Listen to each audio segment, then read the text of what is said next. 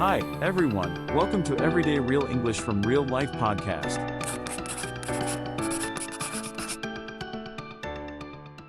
Welcome to the deep dive. Today, we're stepping into the world of renting. Finding a place to live. It's exciting, right? But the language, the essential English you need, can sometimes feel like a bit of a maze. It really can. There's a lot of specific vocabulary. Exactly. So we've done the research, sifted through the notes, all to help you navigate it confidently. We want to give you the tools you need. Okay, let's unpack this. That's our mission today, really. Yeah. To pull out those key bits of information, those insights you'll need. Finding a home should be exciting, not confusing. So we're here to make sure you feel well-informed, maybe even empowered as you start your search. Empowered is the perfect word, and that starts with understanding the language. So let's dive right into some of the essential vocabulary you're pretty much guaranteed to come across. Right. These words are the foundation. Let's start with two big ones that sound similar but mean different things. A lease and a rental agreement. Okay, yeah, I think a lot of people use those interchangeably. What's the actual difference? Like, why does it matter which one you sign? It matters quite a bit, actually. So a lease, sometimes people say leasing agreement. This is a formal written legal contract. Think of it as a commitment for a specific set amount of time. Like a year. Exactly. Like 6 months or 1 year, maybe even longer sometimes. It has a clear start date and a clear end date. And this is crucial. It has to be in writing to be legally binding. Let's say that clearly. Lease. Okay, so a lease is fixed, definite, got it. What about the other one? Right. The rental agreement. Now, this can be a general term, but often when we talk about housing, it means something more like a periodic arrangement. Think month to month. Ah, more flexible then. Generally, yes. Yeah. It's often shorter term, maybe less formal, and usually renews automatically each period, like every month, unless someone gives notice. So the key difference, a lease locks you in for that fixed time, harder to break. A rental agreement often gives you and the landlord more flexibility to end the arrangement with proper notice. Always check which type it is. Let's repeat that. Rental agreement. That's a really helpful distinction, like a long-term versus a shorter-term, more adaptable plan. Okay, so who are the main people involved in these agreements? Good question. You basically got two key figures. First, there's the landlord. Sometimes you might see the term lessor. This is the owner or the company managing the property who rents it out. The person you pay rent to. Exactly. Let's say that. Landlord or lessor. And then on the other side, That's the person living there, right? that's you, the tenant. Or sometimes you'll hear lessee or just simply the renter. That's the person renting the place from the landlord, tenant, or lessee. Landlord rents out, tenant rents from. Simple enough. Now let's talk about money beyond just the monthly rent. What exactly is a security deposit? Okay, the security deposit. This is a chunk of money, usually about 1 month's rent, that you pay right at the start. It's basically insurance for the landlord. Insurance against what? Against damage you might cause to the place beyond just normal use, or if you happen to not pay your rent. But here's the really important part. It's your money. The landlord holds it, but it should be returned to you when you move out. Assuming everything's okay with the apartment. Right. Assuming you've paid your rent and haven't caused major damage more than just standard wear and tear, which we'll get to. Let's make sure that's clear. Security deposit. I've also heard there can be rules about how they handle that money. Yes, that's a great point, a kind of cultural note. In many areas, landlords legally have to keep your security deposit in a separate bank account, sometimes called an escrow account. They might even owe you interest on it each year. Oh, wow. Yeah, it varies by location, so it's good to know the local rules. Yeah. And it's very different from something called a move-in fee, which is usually a non-refundable charge just for processing your application or preparing the unit. Okay, good to know the difference. What if you have pets? Is there another deposit for that? Often, yes. That would be a pet deposit. It's usually a one-time fee you pay up front if you have an animal. Let's say that. Pet deposit. Just a one-time thing. Sometimes.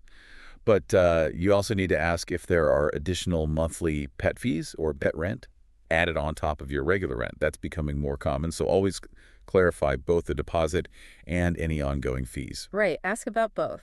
Good tip.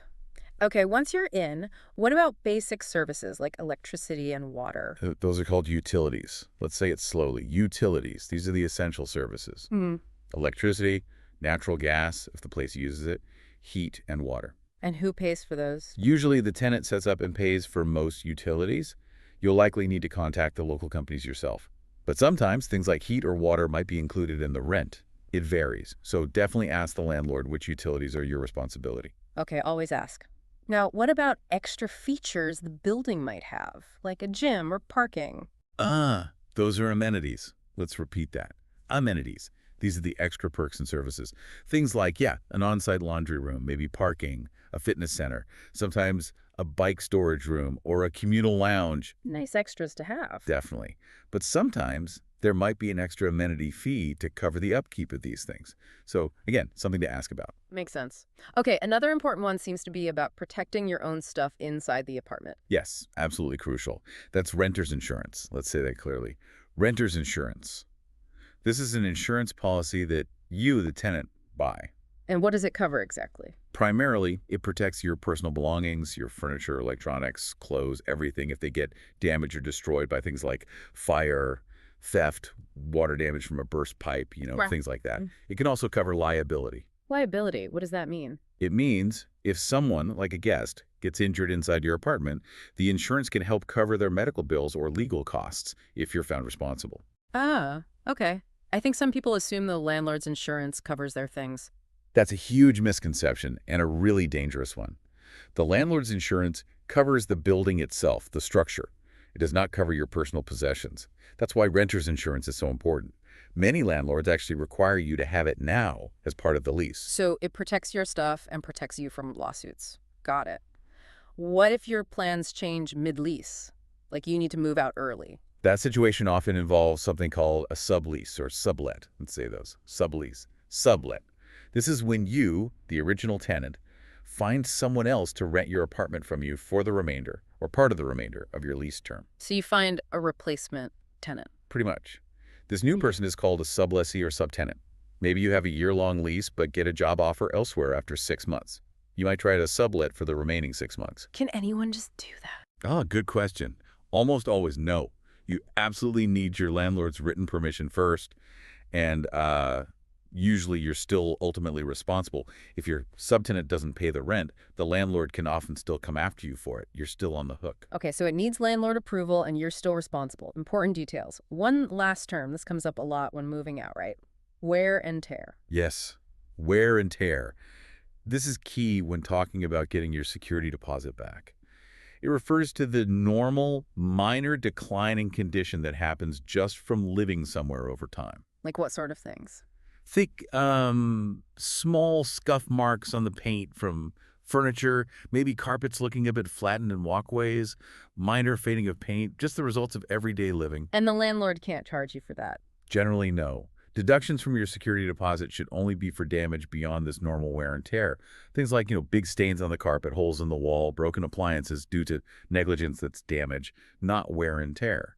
Understanding this difference is really important for tenants. Definitely. Knowing that helps you know what's fair when you move out. Wow, okay, that's a lot of essential vocabulary. It really helps to hear it explained. It does. And seeing how these words connect to the actual process is even better. Absolutely. So to make this even clearer, how about we do a quick role play? Show how these terms pop up in a real conversation between a potential renter and a landlord. Great idea. Puts it all into context. Okay, you be the renter looking for a place, and I'll be the landlord. Perfect. Clears throat. Hello, I saw your listing online for the apartment on Maple Street. I was hoping to get a bit more information. Hello. Yes, the Maple Street apartment. It's a lovely one-bedroom. What can I help you with? Great. First, could you tell me about the rental term? Is it a fixed-term lease or more of a month-to-month rental agreement? Good question. For this unit, we're offering a 1-year fixed-term lease. So it would be a commitment for the full 12 months. Okay, a 1-year lease. Got it. And what about any building amenities? Does it have laundry or maybe parking available? Yes, we do have some nice amenities. There's shared laundry in the basement, coin-operated, and there is off-street parking available, though it's an extra $50 per month if you need a spot. Okay, good to know about the parking. And what are the upfront costs, like the security deposit amount? And also, which utilities would I be responsible for paying? Right. The security deposit is equal to 1 month's rent, so $1,200. And that's refundable at the end of the lease, assuming no damage beyond normal wear and tear, of course. For utilities, the tenant pays for electricity and internet couple. We, the landlord, cover water, sewer, and trash removal. Heat is electric, so that would be part of your electricity bill. Okay, so electricity and internet are on me. Water and trash included. That's clear. I also have a cat. Are pets allowed, and is there a pet deposit or any monthly fee for that? We do allow cats, yes. We require a one-time pet deposit of $250. It's non-refundable, I should mention. But there are no extra monthly pet fees on top of that. All right, a one-time, non-refundable $250 pet deposit. Understood. What's the next step if I'm interested? Do you run a credit check? I'm relatively new to the U.S., so my credit history here isn't very long.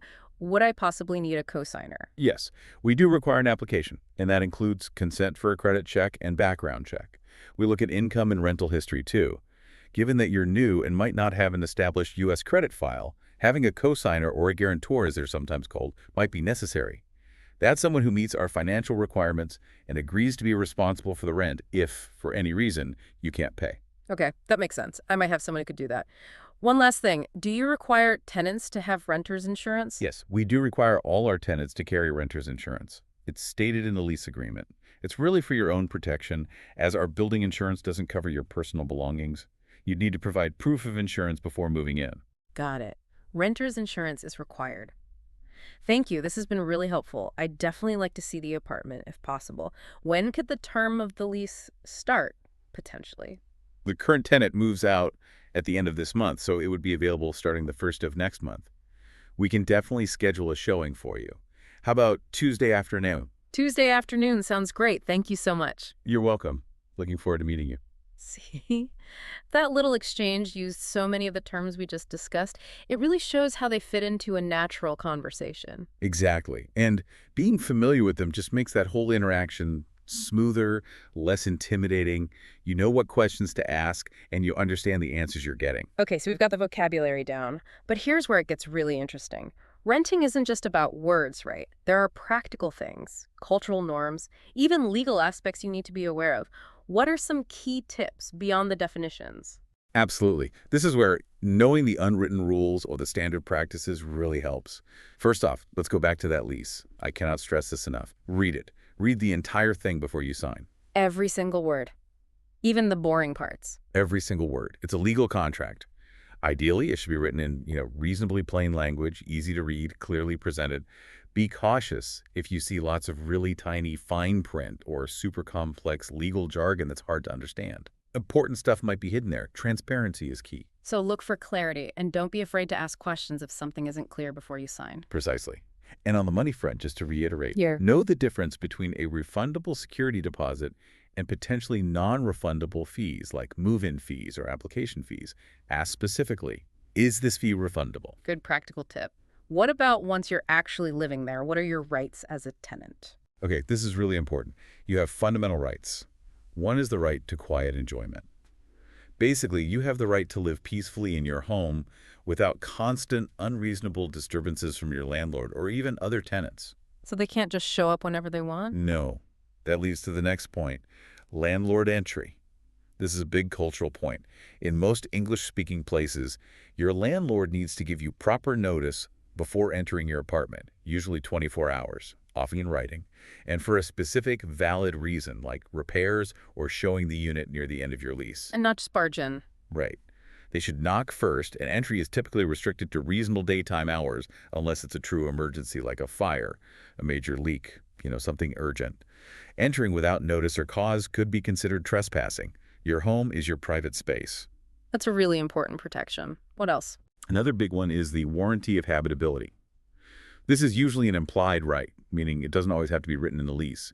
It means the landlord must keep the property safe, healthy, and livable. Think working plumbing, heat, safe electrical systems, no major pest infestations, basic livability standards. So they have a responsibility to maintain the place. What happens if a tenant doesn't follow the rules, like not paying rent? That leads to the eviction process. Eviction is the formal legal way a landlord can remove a tenant for violating the lease. But, and this is a critical cultural point, landlords generally can't just kick you out or change the locks themselves. Really? They can't just lock you out? No. In most jurisdictions, that's illegal self-help eviction. They have to go through the court system, get a formal court order of eviction. It's a legal process designed to protect both sides. That ensures fairness. You mentioned the credit check and cosigner earlier. Can we just revisit why those are so common, especially for newcomers? Sure. Landlords use a credit check to gauge your financial reliability. Do you pay your bills on time? It helps them assess the risk. If you don't have a U.S. credit history, they have no way to assess that risk. That's where a co-signer or guarantor comes in. It's someone with good credit and income who essentially vouches for you and agrees to pay the rent if you can't. It provides the landlord with security. So it's a way to bridge that gap if you don't have local credit yet. Okay, and finally, what about ending the lease properly? Right. If you have a fixed-term lease, it usually just ends on the specified date. You move out unless you sign a new lease to renew. Sometimes, if you stay and keep paying rent after the term ends and the landlord accepts it, it might automatically convert to a month-to-month or periodic tenancy. And if you need to leave before the fixed term is up? That's early termination. Breaking a lease early often comes with penalties, like having to pay several months' rent or losing your deposit. The lease should specify these penalties. And for those flexible month-to-month tenancies, you usually need to give written notice, often 30 days before you plan to move out. Check your agreement for the exact notice period required. So what does this all mean for someone starting their rental journey? It means knowledge really is power here. Understanding these terms, these rights, these processes, it just makes you a much more confident and prepared tenant. You know what to expect, what questions to ask, and what your responsibilities and rights are. It helps avoid misunderstandings and potential problems. What's fascinating here is how these everyday words, deposit, lease, utilities, take on such specific, legally important meanings. Getting comfortable with them really is key to feeling secure in your renting process. It truly is. So, my advice, review these terms. Maybe listen back to the role play. Don't hesitate to ask clarifying questions when you're talking to landlords or reading leases. Understanding this language is honestly a massive step towards a smooth, less stressful renting experience. If we connect this to the bigger picture, it's about confidently navigating a really important part of settling into a new place. That's fantastic advice. So practice using these words. And if this deep dive was helpful for you, please consider sharing it with anyone else you know who might be navigating the rental world in English. Definitely. And here's a final thought to leave you with. Think about how mastering this vocabulary, understanding these processes, doesn't just help you sign a lease. How could it also help you feel more grounded, more capable, and ultimately more truly at home in your new surroundings? Being informed is the first step to feeling settled. Want to practice these phrases? Download your free PDF guide. Link in the description and pinned comment. Like and subscribe for more English tips.